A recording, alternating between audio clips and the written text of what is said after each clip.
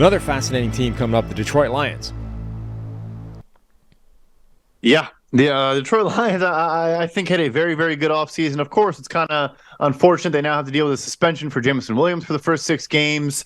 But look, the biggest issue on that team by a wide margin was the secondary. And you go out and had 3 impact players in free agency in Chauncey Gardner-Johnson, Cam Sutton, and Emmanuel Mosley, who I think, if healthy, would have signed a much bigger, free agent contract. Sutton has inside-outside flexibility. Chauncey Gardner-Johnson has slot safety flexibility. I love the idea of now they have 4 safeties I like. With a healthy Tracy Walker, you have Kirby Joseph, and you go ahead and draft Brian Branch. Like Aaron Glenn, the defensive coordinator, was the DB's coach in New Orleans. That is kind of his bread and butter. And they may be the most improved, position group in the entire NFL of the offseason is the secondary in Detroit. So, I think it was a good offseason for sure. We'll get to the draft, which I did not love. And I'll just say, not that they should have forced a pick, but the interior of their defensive line is still, a weak spot for me.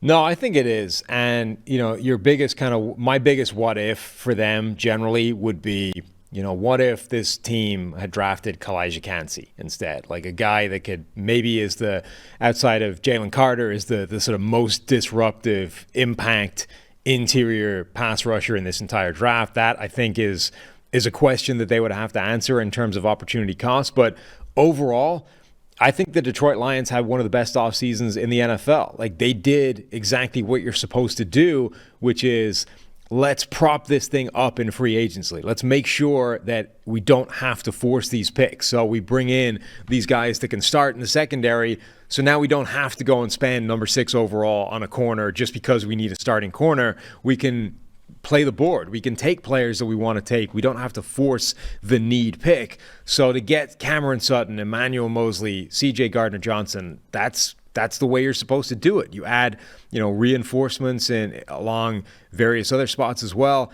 I think their free agency was exactly what you're supposed to do in free agency and freed them up to play the draft the way they wanted to play it. Now, when you get to the draft, then you have the question of did they play it the correct way? And as much as I think they had this sort of freakish run of targeting the least valuable positions in the NFL with running back, linebacker, tight end, safety, their first 4 picks, the only one that I would really quibble with is Jahmyr Gibbs, just because at number 12 overall, I just don't think that they can craft the kind of role for him that will justify that selection, particularly when it involves passing on a guy like Kalijah Kancey. But Jack Campbell, a linebacker at 18, it's higher than I would have taken him, but I don't really have a problem with that given this linebacker class.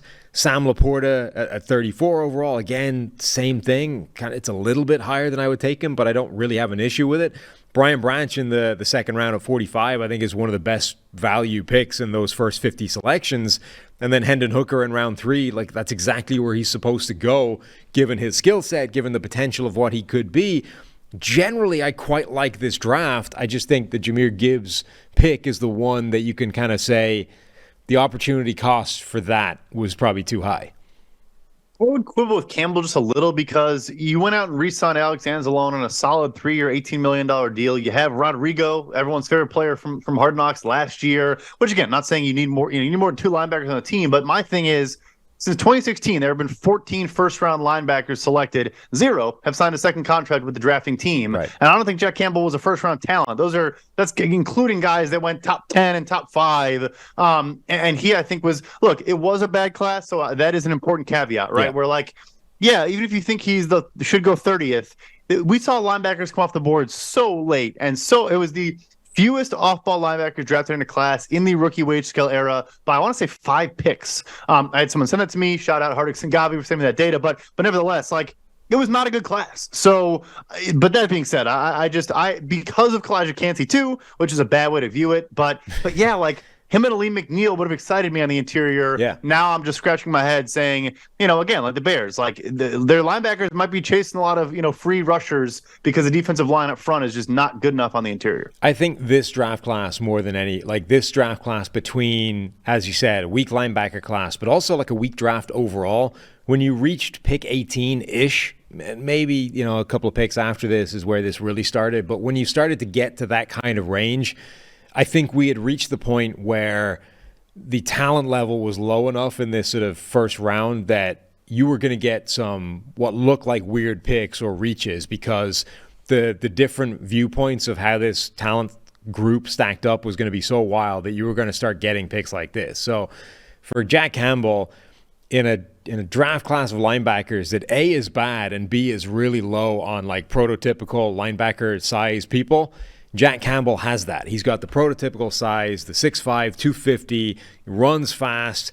I get why they would take him there. So I wouldn't push on that one too much. The Gibbs one is the only one that I really have an issue with. So when you stack that all up, I guess my favorite individual move that they made is probably Hendon Hooker in the 3rd round, which is ironic since I spent like 2 months before the draft railing against him going in the 1st. But in the 3rd, the potential payoff, if he is able to do the things that we don't know that he can do yet, is colossal. No, for sure. And also, if you fancy yourself a contender, or you will be soon, teams are realizing more and more the backup quarterback is an important part of that equation. You're going to have to play that guy a couple games, most likely. We've seen a lot of playoff teams do that over the years. So if you can go 2-1 instead of 1-2 in a 3-game stretch, and it changes your seed, or like it matters a lot. So yeah, and honestly, I actually like Laporta too. I don't have to go through the whole draft class now, but I think Laporta could be a really, really good player. Obviously, a very early pick, and I know everyone's going to compare him to Michael Mayer for the rest of time, but a very, very good player in space, can run guys over, can make guys miss. Yeah, I hear you. It was a bad class. We all knew that. We should have expected some head scratching picks, so to speak. So A- for Detroit overall was what I gave them. I think I'd push that higher. I'd give them an A, just a flat A. B+ for their draft, A- for their free agency. As I say, I kind of warmed to that draft class the more I thought about it. The only one that I would really push against is Jahmyr Gibbs, drafted as high as he was. But I think that was a really, really good offseason for Detroit. And I don't want to say it gets their project back on track because it's not like it was going badly, but it potentially redresses some of the elements of this project that hadn't gone as well as they would have wanted it to since they started this whole thing a couple of years ago. So really good offseason for them.